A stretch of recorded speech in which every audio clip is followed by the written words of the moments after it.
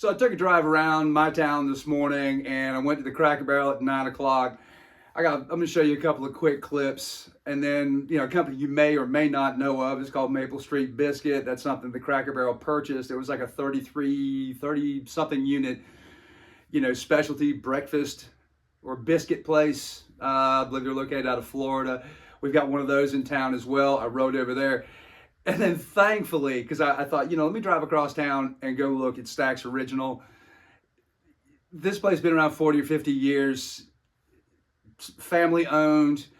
They don't change anything, and they're packed all the time, and they just do what they do best, hammer away good fresh groceries, served fresh and hot, and good service. There's tons of employees that have been there for decades. It's nuts. And anyway, so proud to hear that Mom and Pop's still kicking ass. It's 9 o'clock in the morning at my local Cracker Barrel. Looks like they're upfitting here for charging stations.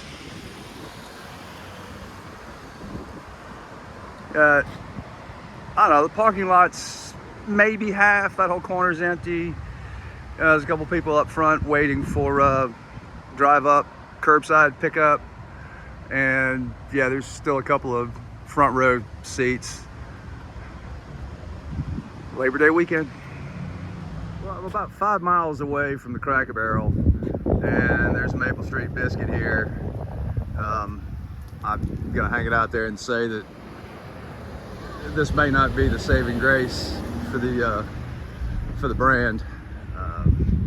Seating on the outside, there's one table out there, and the dining room is about a third. I'm not going to go inside. I don't want to make any waves, but yeah, I just wanted to check it out. Okay, let's put this into context. Stack's Original, they've been here for I don't know how many years, 30 plus, family business, 40 years, who knows.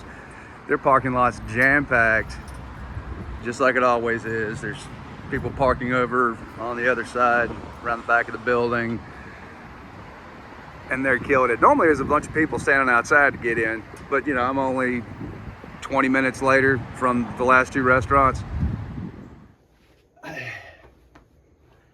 I can't make this stuff up. I'm editing my video and I'm getting ready to load, and there's an article in PR Week stating that a New York company, because that's who you really need to be in touch with in your Lebanon, Tennessee based Cracker Barrel Old Country store business.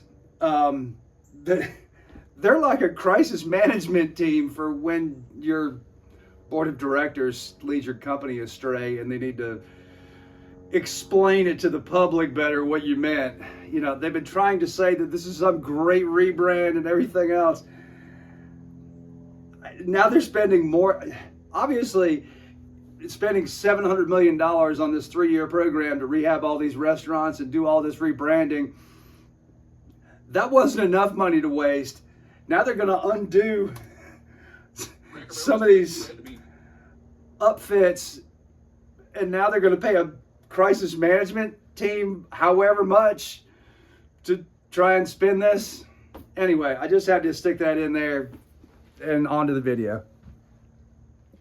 I just wanted to make this clear in this video. It's not like I'm some person that's never eaten a Cracker Barrel before. I used to be a corporate trainer for them back in the 80s, late 80s. So I'm well aware of how intent the owners, managers, and everybody were on maintaining quality, fresh, scratch cooking, and be held to a very high standard and be consistent. This latest, change where they've come back and say, oh, we'll give you the logo back, and then, we'll take some stuff that's upsetting everybody on the company webpage. That's not what's wrong. That's the easy stuff to do. That's the lazy stuff to do. You see all the comments about, the food's not good anymore. You've got hard assets that have been taken out of the restaurant because they're cooking and freezing everything and it's not being made fresh. This is going to be hard work to get this back to scratch cooking, and if they don't do that, then the restaurant's not going to succeed. the largest individual investor in Cracker Barrel. Great dude. He's got a good head. He knows exactly what's up. He's got some great ideas. You can go to, what's his logo? What's his website's called enhancedcrackerbarrel.com, and he lays out some letters to the board where he's just speaking common sense. So anyway, they just got to get back to fresh. That's what really has to be. Let's ultimately talk about why Cracker Barrel is just not going to make it. They need a new board. This is from their website. And one of the things that stood out to me is that it seems like once you make it to the board of directors somewhere, you just sit there and bounce around and, from company to company. And the majority of the board of directors for Cracker Barrel are also on the board of other companies.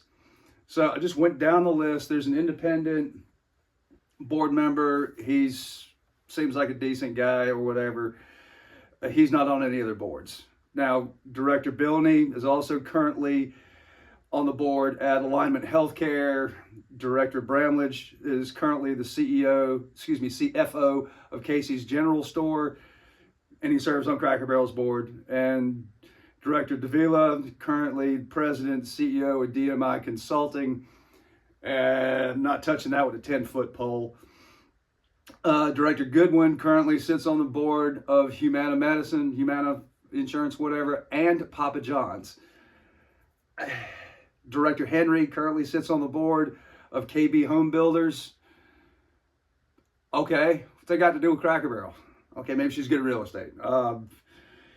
President, CEO Messino, she's got plenty of press. She also sits on the board of what's called Vivid Seats. It's kind of like a StubHub kind of place or whatever. Director Ruiz, she currently sits on the board of Ulta Beauty and Vital Farms. And then finally, you get down to the very last guy that's listed on the board of directors, and his last name's Wade. And this guy is riddled with restaurant experience. He's what the board should be made of. He's got to be outnumbered every time somebody goes show of hands, yay, nay, however they do it. But he's worked for everybody. He worked for Legal Seafoods. He works for TGI Fridays. The list goes on and on and on. The man's got an entire resume from the 80s to today, entrenched in every popular restaurant chain. They're all, you rattle them off one after the other, they're all well-known brands. And that poor dude's on the board all by himself. And I'm sure he doesn't like how or what Cracker Barrel's turned into. But hey, it's a paycheck. Okay, I'm going to kind of keep this short and to the point. In regards to Wall Street, the stock's out of recovered its losses for the most part. So, I mean, that's they're happy. Who cares?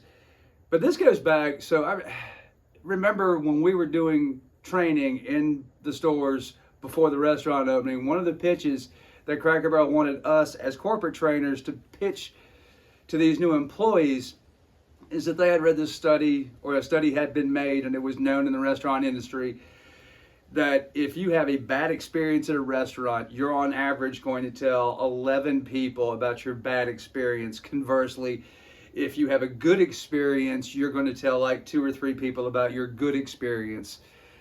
So in 1988, I'm standing in front of 200 employees telling them this. To say that Cracker Barrel's lost its way is, whew. Anyway, overwhelmingly, most of the comments and all the Cracker Barrel related stories are complaining about the food. Can you still get a good meal there occasionally? Yeah, it's just not as consistent as it used to be. Which leads me to my closing bit here. How long will the memory of the consumer have before they decide to return?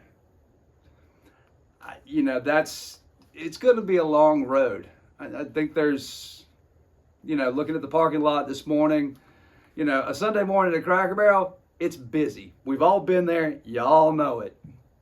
So we'll just see how long the memory is. We seem to get sidetracked nowadays with, the next big thing and move on, and that gets buried. But I think this one's going to sting for a while. I think this will be my last video on Cracker Barrel. Hopefully, if something good happens, I'll report back on it. But in the meantime, I'm going to go fix some chainsaws. Y'all have a great day. Thanks for watching.